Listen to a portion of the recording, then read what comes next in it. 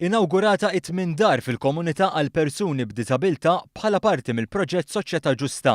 Dar Warda li tinsab f'Pembroke hija t-tielet waħda f'din il-leġislatura wara dar Ave Maria fil-Marsa u dar Bjorn f'Ħal-Qormi. B'investiment ta' 250,000 euro, il-binja li nbniet fi żmien l-Ingliżi ġiet immodernizzata u attrezzata sabiex tkun tista' tilqa' sitt residenti minn tfal sa adolescenti bil-għan li jgħixu kemm jista' jkun ħajja indipendenti fil-komunità.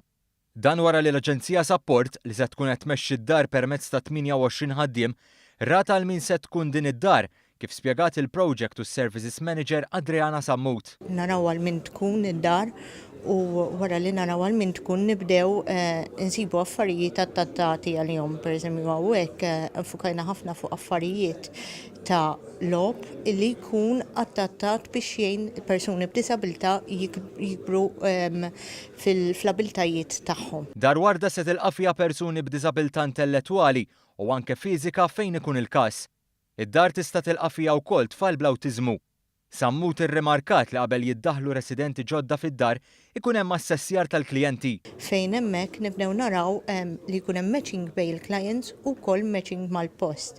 Pereżempju hawnhekk għandna post pjuttost miftuħ, jiġifieri għandna l-ġinien, allura jekk għandna persuna li għandu bżonn ċertu spazju u anke biex jagħmel ċertu eżerċizzju u kun post ideali għalih. Il-post jinkludi 3 kmamar tas-sodda, kċina, kamra tal-banju komuni, living room, uffiċċju, spazju fejn isiru laqat u spazju fuq barra. Dar Warda ġabet it-tifħir tal-Kummissarju għad-Drittijiet tal-Persuni b'Diżabilità Oliver Xikruna li fi kliemu iħoss li l-post verament huwa dar. Jiena impressjonajt ruħi għax kif tħadd fid-dar, letteralment ħassni jisni tħadd ġod dar tiegħi stess għax kif tħadd jekk sibt il-sofani l-qani bit-television ikċina ma' ġembek u anki ħadd pjaċir indur f'kważi f'kull kamra hemm l-enswit, jiġifieri adattata tajjeb ħafna. Il-post huwa aċċessibbli bl-aħjar mod possibbli. Apparti kmamar tal-banju aċċessibbli, l-apparatu l-interkom huma magħmula b'tali mod li jintlaħqu minn persuni f'siġġu tar-roti. Dar Warda tkompli timmaterjalizza l-manifest elettorali tal-Partit Laburista bil-Ministru Michael Falzon jgħid li din mhux se tkun l-aħħar waħda. Barra li hija ħolqa hija wkoll twettiq ta' parti mill-manifest elettorali fejn irridu naraw iktar djar fil-komunità għal persuni b'diżabilità.